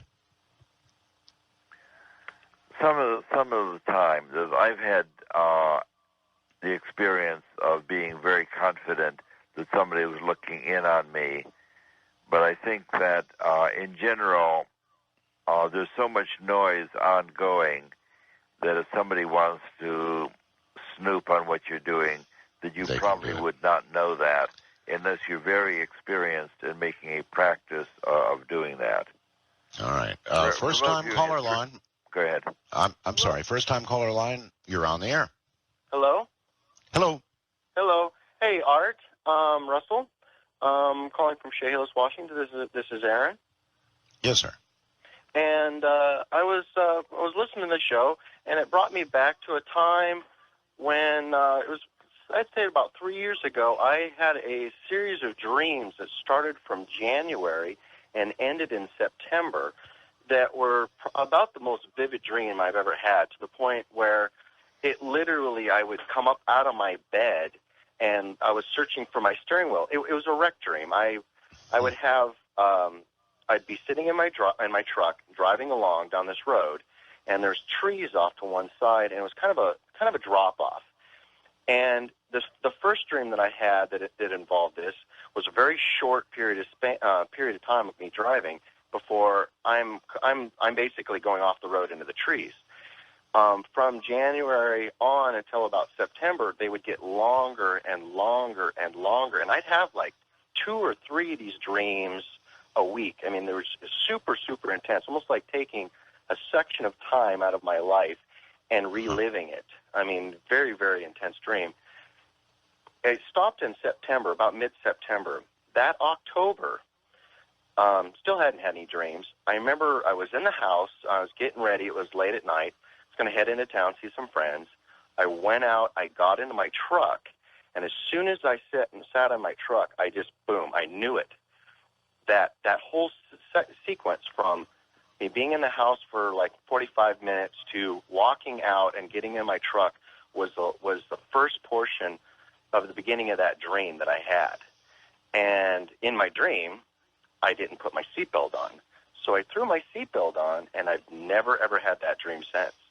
But I've had a series of things like that. I remember as a child, when I was a teenager and I had some partying time, I could go to a party and I could be there maybe 5-10 minutes, maybe longer, and then all of a sudden I get this overwhelming feeling that police were going to show up and they were going to bust the party. And I would tell them, I'd say, hey, cops are going to show up.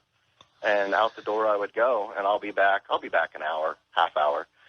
And they just kind of like, yeah, whatever. And I'd come back, and they're like, how did you know?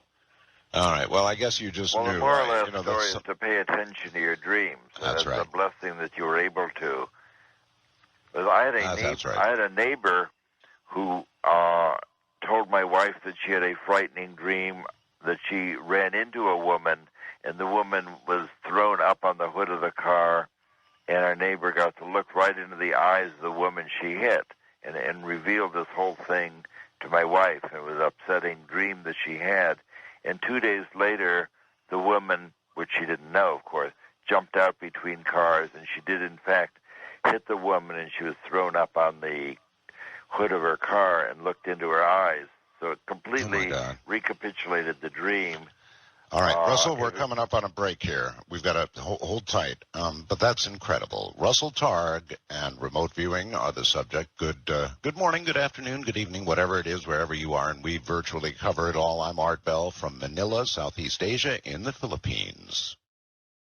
Actually, from an area, a pretty big area. You might want to take a look at the Philippines on a map. 7,000. That's 7,000. Okay. Russell, your book, The End of Suffering, interesting. There's a question mark at it. And maybe in the book. I don't have a copy of the book. No question mark in the book. All right. This must be in your communication. That's right. Somebody sent me a sheet here and put a question mark at the end. So there is no question mark. It is The End of Suffering. The End of Suffering. In fact, I have an email from somebody who said the Mormons were well acquainted with this idea that when you quit work, if you don't know who you are, you die prematurely. And in the Mormon church, they say Mormons are immediately put to work helping other members of the community, working in the church, and they appear to live forever. So I thought that was interesting. Interesting indeed. All right, let's go back to the phone lines. Wildcard line, you are now on the air with Russell Targ and Art Bell here in Manila. Hello. Great, thanks. It's my son's birthday today, too. Happy birthday.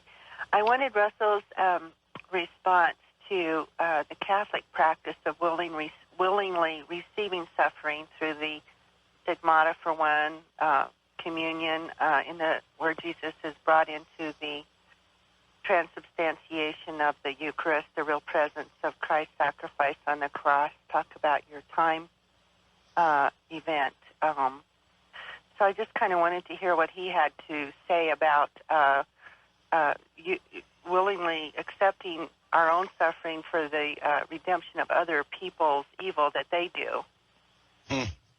I think he's saying you don't have to suffer, but I don't want to answer for him. Suffering is not necessary.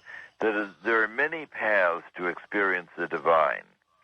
I am told that suffering is one of them, as practiced by the Catholic Church. In fact, I saw a bishop who was involved with that practice who said, yes, we replicate the suffering of Jesus to experience our Savior, and that seems to work for him.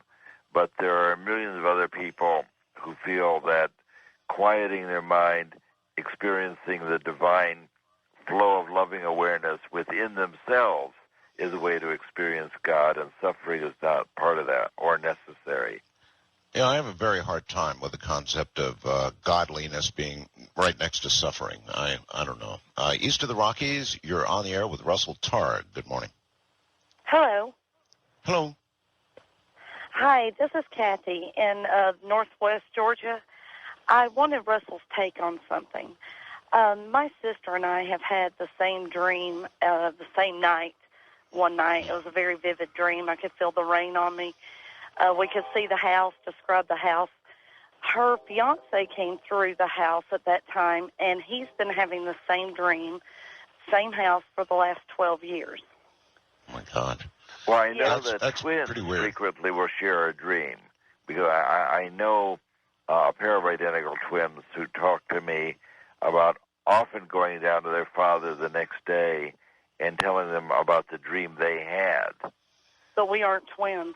We're 2 years apart. But you must be close to one another. So I'm just saying that the idea of shared dreams is something that I am familiar with. And it just is a manifestation of the closeness of the two of you to each other.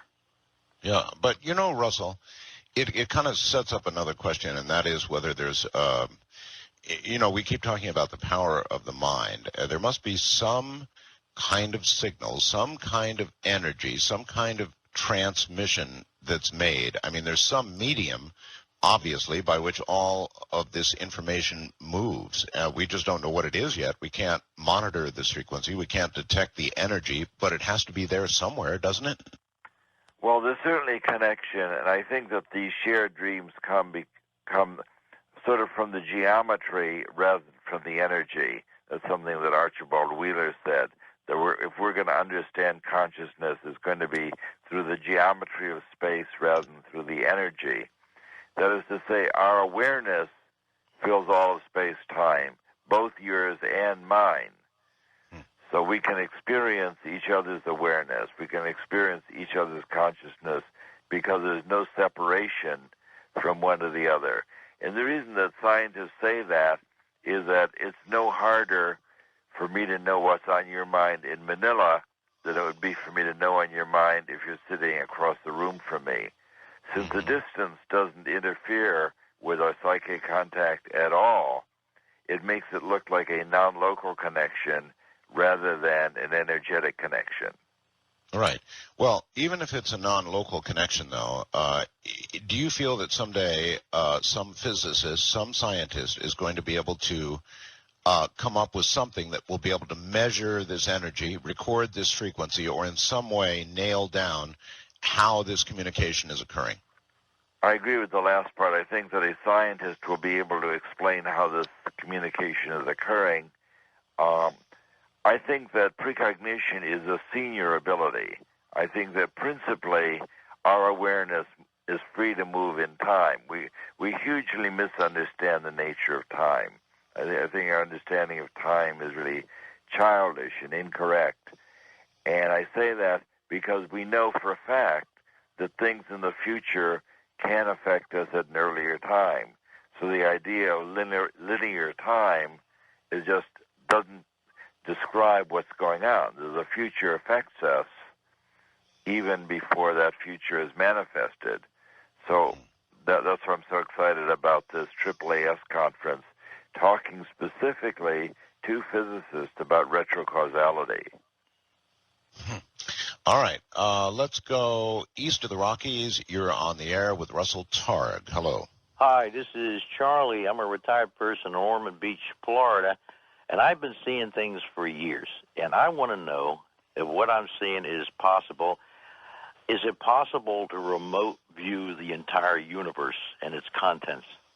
That's what I've been seeing for years. Well, no, you can't do that because the universe is essentially infinite and you're only finite. That's not what I see.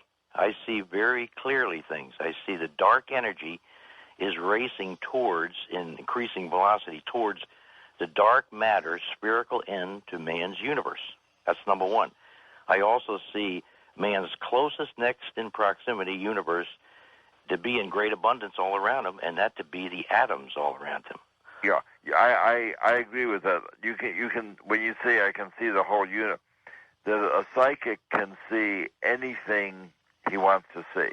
What we used to say at Stanford is that a person can answer any question psychically, but because your brain is finite, you can't know everything. Since there's infinitely many things to know, so you can't know infinitely many things. But you can indeed you can answer any question that's asked to you that has an answer. Yeah, but the big $64 million question, Russell, is how does one separate one's imagination and fantasy from something that's real? How do you do that? That can be done with practice. That's not so hard. It's an important question, but remote viewing and psychic functioning is an intellectual task, and with practice, that's what any of the remote viewing teachers give you, and we describe how to do that in the End of Suffering, by the way. We describe the program for teaching that we did at SRI to separate the psychic signal from the mental noise of memory and imagination and analysis. You just have to give up your conditioning, and the secret, the remote viewing secret is you have to give up your desire to name the thing you're seeing. If you can just describe the experience and give up the naming, you've made a huge step toward learning to do remote viewing.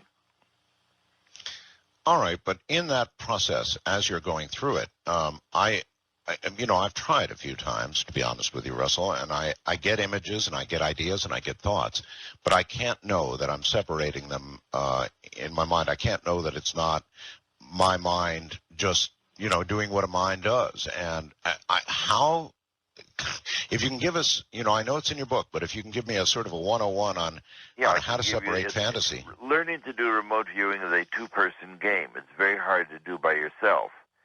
And what we describe is that you find a friend to bring you an object in a bag. And this is not a double-blind scientific experiment. But your friend will say, I've brought you something interesting. I'm not going to tell you what it is. Will you sit down quietly with a pencil and paper and describe your impressions? What are you experiencing with regard to what I've brought you? And you'll say, I see something that's round. It's shiny. And he'll say, draw that. So you'll draw this round, shiny thing, and then he'll take it out of the bag and hand it to you. And you will say, well, that's very much like what I was seeing. I missed this part, and I added in that part. So you get immediate feedback as to which parts of your mental activity are correct and which parts you made up. So next time you'll do that, you'll say, aha, I have a tendency to call a thing, see something that looks like a sombrero whenever it's round. I got to drop the sombrero stuff and just say it's round. Okay. So you learn the things that make noise for you, but it requires a friend to provide you with targets and then give you feedback. All and right. You can quickly learn to do that. Wildcard Line, you're on the air with Russell Targ. Good morning. Hey, Art, how you doing tonight? I'm doing all right, sir. All right, this is Eric from Indiana. The question I had for your guest, well, to give you a scenario of my background, when I was in the military, I was what you might consider a seasoned lab rat. When I say that, what I mean is they had me involved in mind control, human cloning, you name it, I was in it. And anyway, one of the projects I was lab ratted for was out-of-body, what I call out-of-body extraction. The project name was acronymed after the seventh planet called Uranus, or Uranus, Ultra-Range and Navigation Unified System. And I was wondering if your guests have ever heard of that project before. Well, I certainly haven't. When was it? I don't know. He was involved in so many projects. I'll tell you what. I have not taken a break yet, so let me take a break. We'll come right back and wrap up. Stay right there. This is Coast to Coast AM.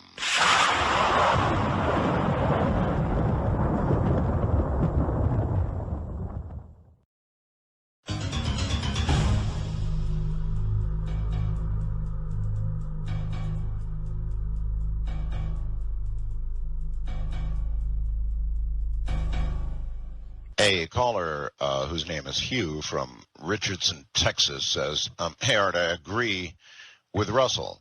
I work for, he mentions, a very large company for 34 years. A document crossed my desk that stated those retirees that waited till 65 years of age received an average of 17 retirement checks. You believe that? That's exactly right. That means that they lasted a year and a half. That's unbelievable. So Wildcard line, problem. Yeah, Wildcard line, you're on the air with Russell Targ. Hello. Hey, what's up, Art? What's up, Russell? You at the moment, sir. Yeah, this is Big John calling from Phoenix, Arizona. Uh-huh. I got a question. Do you have to be in the awake state or dream state to do RV? In general, you can't do it when you're asleep because it's an intellectual activity. In the dream state, every kind of crazy monster in your subconscious will come bubbling up. You may have a precognitive dream, and we can help you learn to separate out the anxiety dreams from the precognitive dreams. If you want to do remote viewing, you have to be awake and paying attention. Okay, because I've had psychic experiences when I've been awake, and also in the dream state too, like precognitive dreams. Yes, you can definitely have precognitive dreams. That's generally the first psychic experience a person has is a precognitive dream, where the future intrudes on the dream. Yeah. Do you have any tools that you can use when you're in that state? Like anything? Is there anything you could tell me that so I could focus? Well, the tools to use is to learn lucid dreaming. Yeah. So that you can wake up in your dreams. Stephen LaBerge teaches this. He's got a couple of books. So you want to go to sleep. The specific tool to use is like clear your head out. And I'm going to tell you is when you go to sleep, you say to yourself, "When I am dreaming, I will notice that it's a dream." And you say that to yourself a couple of times as you're going to sleep. So when something crazy appears in your dream, you consider that a dream sign. Like you notice that all the cars in your dream are driving backwards. Say, well, that's probably not actually happening. I'm probably dreaming. And at that point, you can take control of your dream. Huh. So you're saying if you notify yourself before you go to sleep that if something really wild happens in a dream, you will wake up but continue to dream? Is that correct? You wake up in the dream, and then you can have a lucid dream and go flying away or do all kinds of psychic things. That's incredible. All right. West of the Rockies, you're on the air with Russell Targ. Hello? Hello? Hello? Are you there? Going once. Going twice. Okay. First time caller line, you're on the air with Russell Targ. Hello. Hello, Art. Russell. Hi. Hey. Yeah, I'm a psychic myself, and I've been psychic all my life. It's just that in the past 10, 15 years, I've been experiencing a lot more. I predict nature. I can't read minds. I basically can feel and sense earthquakes and volcanoes when they're going to happen. I predicted 9/11 and also the tsunami that happened. Well, 9/11, wait a minute, 9/11 was not a natural event. Right. A lot of people knew about it, and it was their energy of knowing about it before it happened is what I was able to read off of.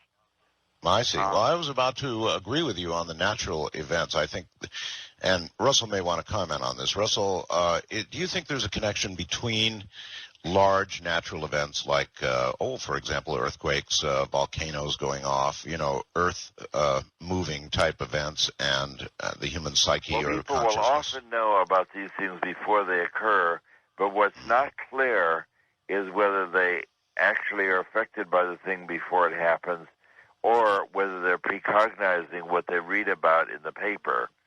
Because William Dunn wrote a very good book called Experiments in Time, and he talks about he was a aviation engineer and wrote this book about his dream research, and he would have dreams about natural disasters, and what he caught on to is that he was dreaming about his reading of them in the newspaper the next day. Huh. So it's hard. So it's you can't tell whether it's precognition of your information from the newspaper or precognition of the event. And the reason he noticed that is that he wrote down in his dream journal that an explosion occurred and 40,000 people were killed. And that's what the newspaper said, but it was a mistake. It was 4,000 people killed.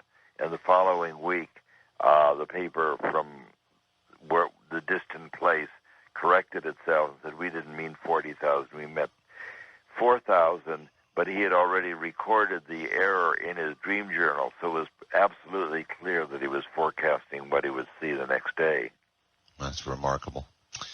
All right, your book, I take it, The End of Suffering is available, Amazon, all the usual places. Yes, is it available out from Amazon on shelves? or from my website, espresearch.com. Either way. All right, well, I hope it sells well. How long has it been out now? Since April. Since April. I'm getting a lot of heartfelt letters from people who said that although I've written lots of stuff about psychic abilities, this is a book that actually changed people's lives by telling them why they should bother with ESP and how learning who they really are is a life-changing experience. Well, I'm sure it would do exactly that, and it's a book I would like to have myself, Russell, so if you get in the mood to fire one off toward Manila, I think I'd like to read it, since I just went through something. Thank you very much for the opportunity to be on with you. All right, my friend, good night. Good night. And listen, everybody, it's been a pleasure. We've had a few technical glitches, but we'll get all of that worked out. From Manila in Southeast Asia, the capital of the Philippines, 7,107 islands, very beautiful islands, I might add. I'm Art Bell. It was a pleasure to be here. See you tomorrow night. Good night, all.